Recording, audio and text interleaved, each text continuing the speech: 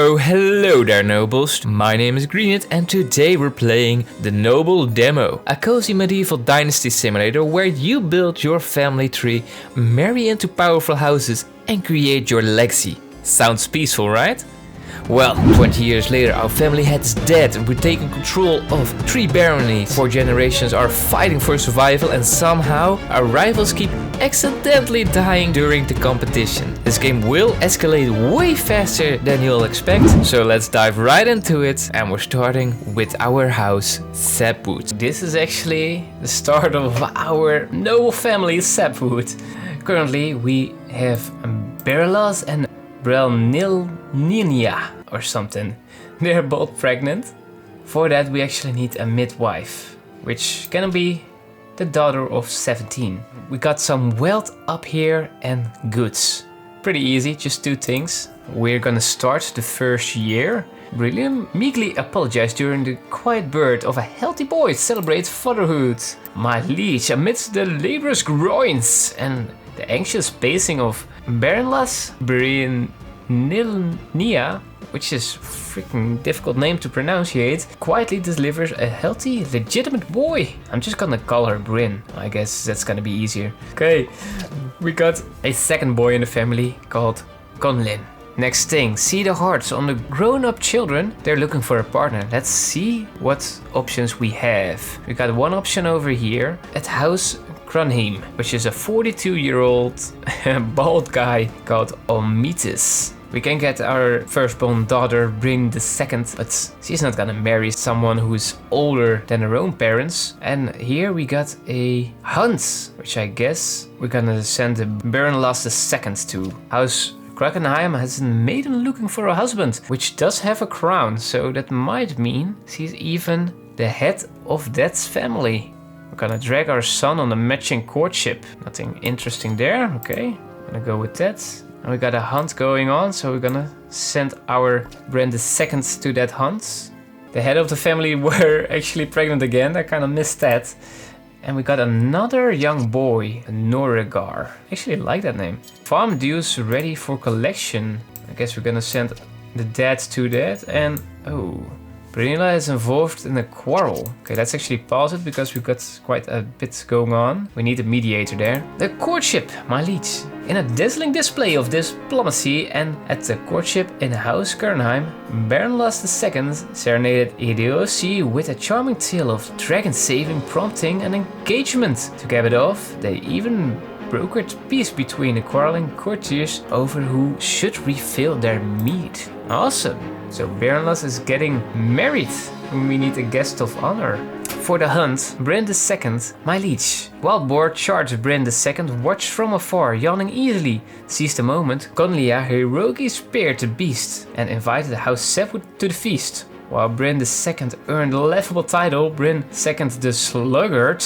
Really? Okay, so we're gonna have a mediator for the quarrel.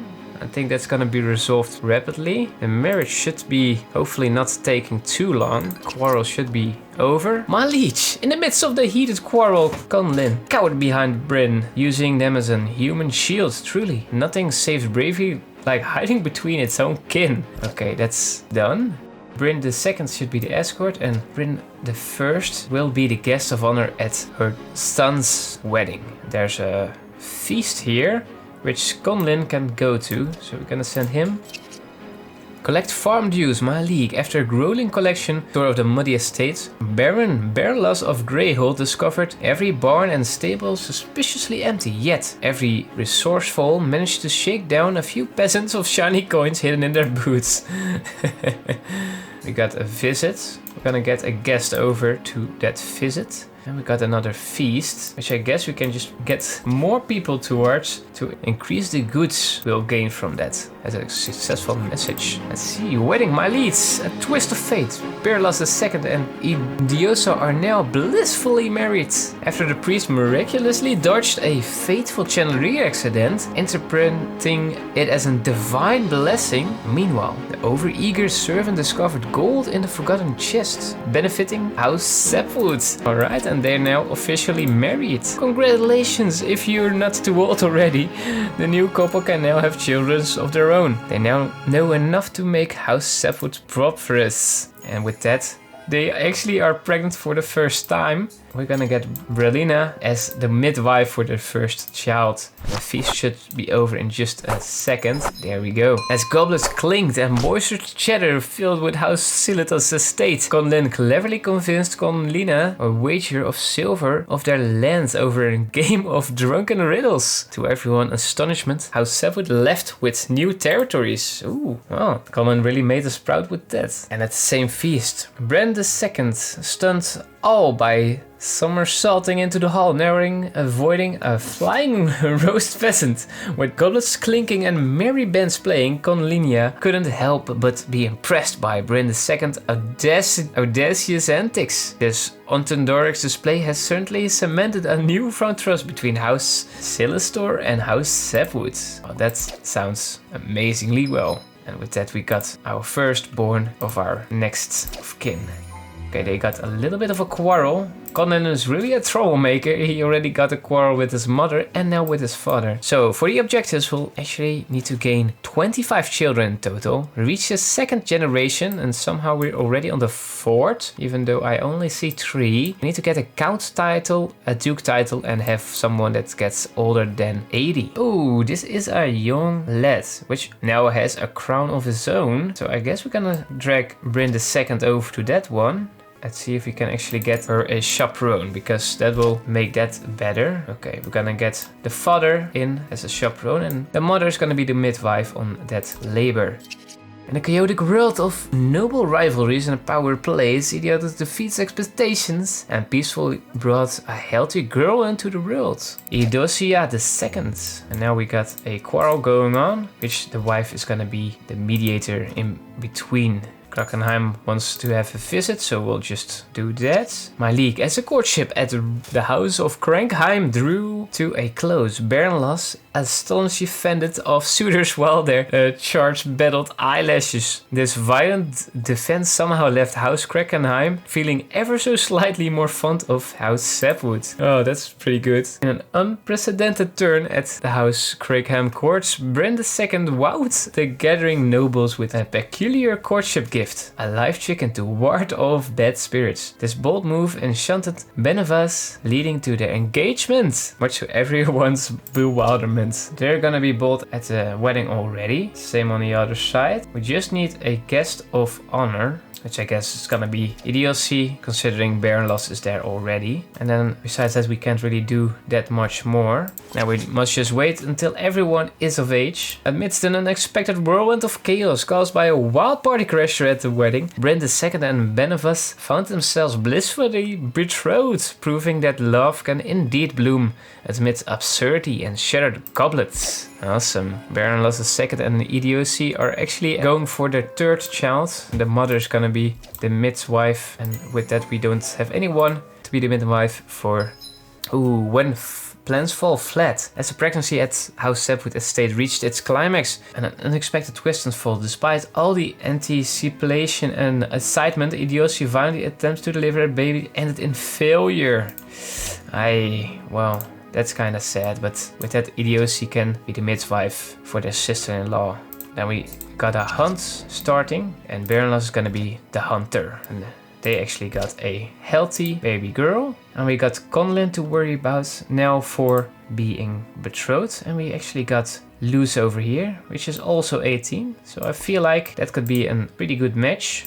The children of the firstborn are actually getting a bit older already, 8 and 6. They're already 20 years in the game. And with that I just want to say, this is so much fun to play. It makes me think of the generations that you can also have at The Sims. I've played The Sims so much, it's crazy. Oh, let's pause it for a second. Let's see this, nothing happened there. An utterly unexpected twist of fate. Okay, so they are getting betrothed actually. Let's send a guest of honor. I guess maybe he's gonna be his elderly brother. But in The Sims, if you play long enough, you'll get a lot of generations. And I think I already was on my 8th generation. And I would look at the family tree, which would look just like this one, I would say. And it is just kind of crazy to see there's a game just based on the family tree. Okay, Conlin and Luce are actually married. Let's pause it for another second. The rivalry repercussions. After an eventful visit to House Celestars, Eudossia found themselves at the center of a scandalous mishap. While innocently conversing with Allah, a sudden gust of wind blew their cloak open, revealing a collection of love letters from various suitors. Gasp of whispers erupted amongst the nobles, leading to a flurry of rumors and gossips. To House Sapwood has become slightly more well known among older houses. They can now proudly say they are the talk of the town. Not sure if that's something we should be proud of. We got 2 barons of House Crankheim in the family. Our head of the house is also a baron. I would say that looks pretty good already. I guess if we get 2 crowns of baroness, we can become a count, I would think. We have a challenging for a fighting competition. So I would think it would be funny if Baronlas would be the swordsman. So I need someone that's pretty strong. Ooh, I don't know what all these buffs are, but it seems to be actually pretty good. But I think the mother is better, so I'm just gonna send the mother instead. Okay, and we need to find a suitor for Noragar. Kinda skipped over his naming, I guess. There's just one, which will cost us quite a bunch of goods, but we have enough. And we're kind of running out of time on that one, so we're just gonna send that and we'll see how that will work. Oh, securing an engagement with surprising. Okay. Colonel and Luce are expecting their first baby, and we're gonna need a guest of honor, which is gonna be Bryn the Third. Okay, and we need another. Oh, the competition. Bryn coolly landed a bullseye to snatch the gold trophy from Rosanzia II, while the ever-tactless Baronlas of Greyhold managed to provoke Rosanzia into an independent crossbow duel with a quip about their questionable archery posture. With a single pirouette and a flick of steel, Baronlas sent Kless, securing victory and ensuring the bards of House Sapwood would not be shutting up anytime soon. Alright, oh, what happened? No! No! Baronlas died and a funeral is being held. Let me just do this wedding first. During the wedding of Norangar and Guntilt, an inebriant servant mistakenly dropped a heavy pouch of gold onto Bryn the Third's lap, who graciously accepted the gifts from the heavens. Thus, House Sapwood came out richer. As a towering cake toppled onto the dance floor, Norangar and Guntlint and Chase fought amidst the sweet chaos. And they are now happily married. And we got Baronlas has died, but how did he die though? We got a guest. Eudossia is already at the funeral, and I guess we're gonna send Baronlas to the same funeral. And then we got farm dues that are ready to be collected, and I guess we're gonna send Benevas with his mother-in-law. Okay, and we got another legitimate boy, Conlin II, and they are already pregnant of another one. Everyone is really getting pregnant fast. Okay, everything is collected. We can actually get Brina another husband if there's someone suitable. Okay, Baronlas III is actually looking for a partner, and I guess we're gonna match him up with Ada, which also has a crown. A lot of the blue ones have crowns, so we're just gonna send him to go there. We got a pregnancy for a legitimate son. Baronlas died and a coronation is being held. Alright, so Baronlas II is gonna be the first claimant, and we can pay more to get another claimant, but I guess the best thing is to actually get Benevas in there, so we will stack up the crowns. And having 2 crowns might be better than just one. The invitation. During the visit of House Crankheim estate, Eudossia shared a secret recipe for stew, causing Jussas to swoon in delight. This cultural diplomacy dramatically boosted House Crankheim's trust towards House Sapwood. The coronation, my liege. In a most astonishing display of coronation, Baronlas II trembled and stammered through the speech, declaring Baronlas' titles theirs. Despite their visible cowardice, the master of ceremonies begrudgingly placed the Baron's crown upon the uneased brow. Baronlas II now also has a crown. This couple now has 1 crown. Pregnancy after 12 hours of groaning, threats and clever bargaining with a wayfaring oracle. Guntilt Sapwood delivered a squalling legitimate boy, earning Guntilt the Canny as Norager collapsed in proud exhaustion. With that we got Norager II. And they're pregnant once again. Oh, Baronlas actually didn't really get married, but he did get a little baby boy, which is now, I would say, a bastard. He's gonna try again for another girl. And we got a 19-year-old.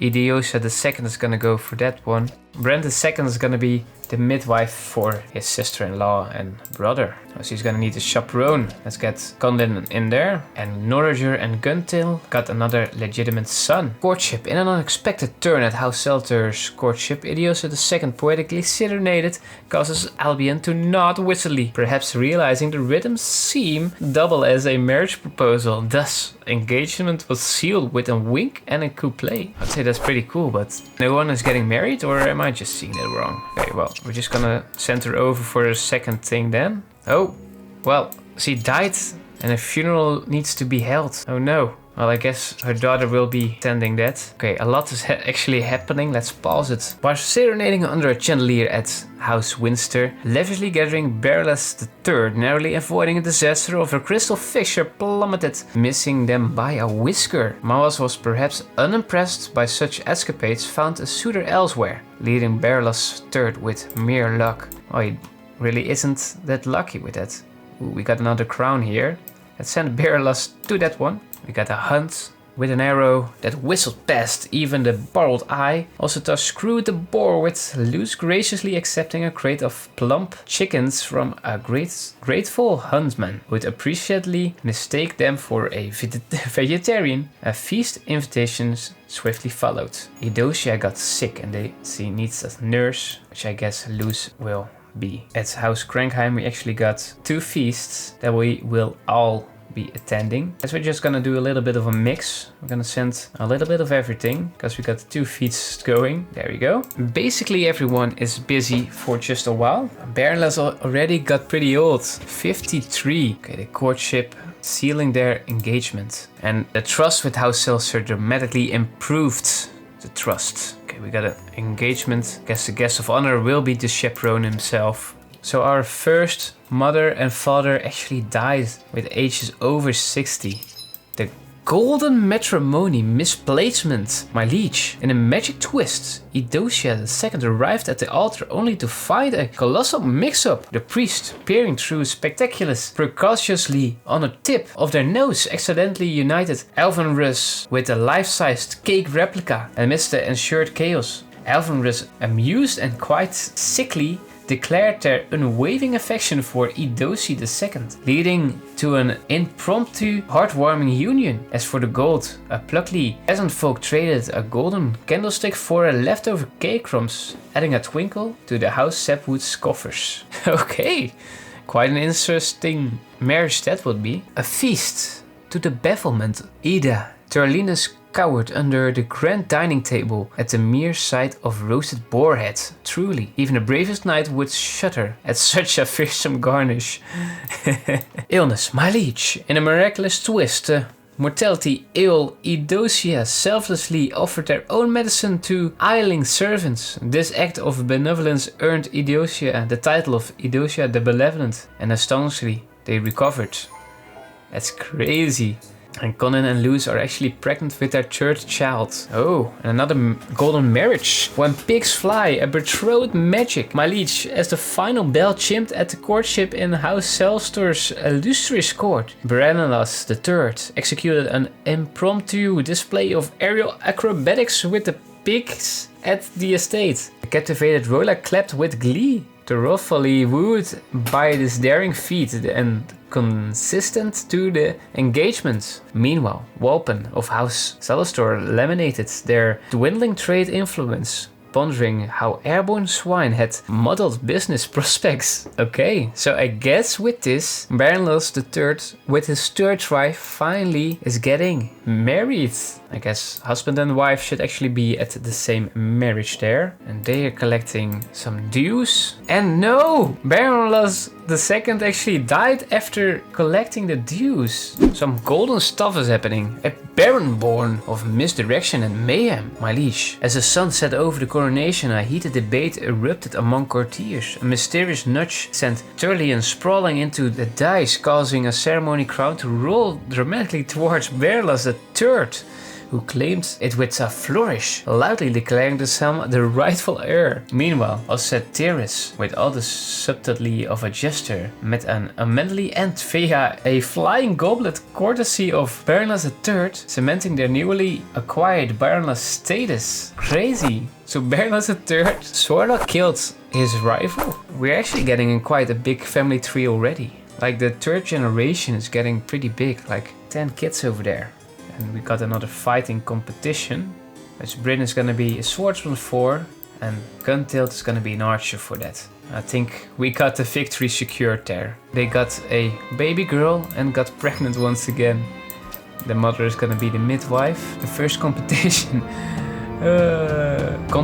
My liege, with a flourish of blades and an ego twist of sharp, Bryn III outdueled Claes so thoroughly that Claes fled the area, only to dramatically end their own tale in utter disgrace, leaving the trophy firmly in Bryn III's grip. Damn, she destroyed her in the competition that she got so disgraced and ended her own life. That's crazy. And Guntilt also did the competition with a twang and wholly unnecessary flourish. Guntilt said which skewered Lyncia's reputation. And, incredibly, Lyncia winning the golden trophy while House Windsor's archers slumped to the ground in shame and other unfortunate positions. And she is also dead. Well, we are getting the better end of this, to be honest. At the jubilant wedding, Conlin II and Pete's exchanged vows. Meanwhile, a mischief pigeon dive-bombed Hamonlin with a well-aimed pastry, leaving an icing-induced scar that will surely become legendary. He actually got a scar. Oh, I really love these kinds of stories. It's just crazy that this is all happening in this game, and we already went over 50 years. Ooh, oh, look at that. He got a different kind of crown. Oh, no, I didn't mean to do that. Baroness III is getting scanned by a member of House Celestar. Blueprints, bricks, and a touchy of sanity. My liege, after Belts insisted on adding a moat shaped like a duck, Baroness Peace of Rosemont calmly suggested perhaps straight walls and doors that actually open would suffice. The architect, still clinging to their elaborate tower shaped like a turnip, was gently reminded by Peace that sanity, like mortar, holds everything together. Thus, the castle emerged vertically, door equipped, and remarkably dog free. Alright, sounds good. Expansion. My liege, with every brick set and very blustering mason dismissed for improper banter, Colin II supervised the expansion while cluttering a parade book tighter than the drawbridge chains, utterly unmoved by even the most scandalous architect tales. And with that castle built, they actually got pregnant for the first time. On the left, we actually got a house split. Part of the house will move to a new castle. Decide which part you stay with. Oh, that's kind of crazy. So House Sapwood, having this tree already, will actually split up into another house, I guess. That is crazy. So I can choose either to go with Baroness II and then down, or with Conlin and all of his kids. Oof. This is a difficult decision. And that somehow became our dynasty. We started with one small noble house, and 60 years later we got 4 generations, multiple baronies, castle expansions, political marriages, and a supposed amount of accidental rival deaths. Honestly, I expected this demo to be calm little medieval life sim, but it turned out into pure chaos, and I had way more fun with this than I expected. There's still a bunch I didn't even show, like most family dramas, extra events, and expanding castle even further, splitting up the family. So if you want to see another episode of The Noble, let me know down in the comments. Don't forget to like and subscribe, and I will see you all in the next one. Bye bye.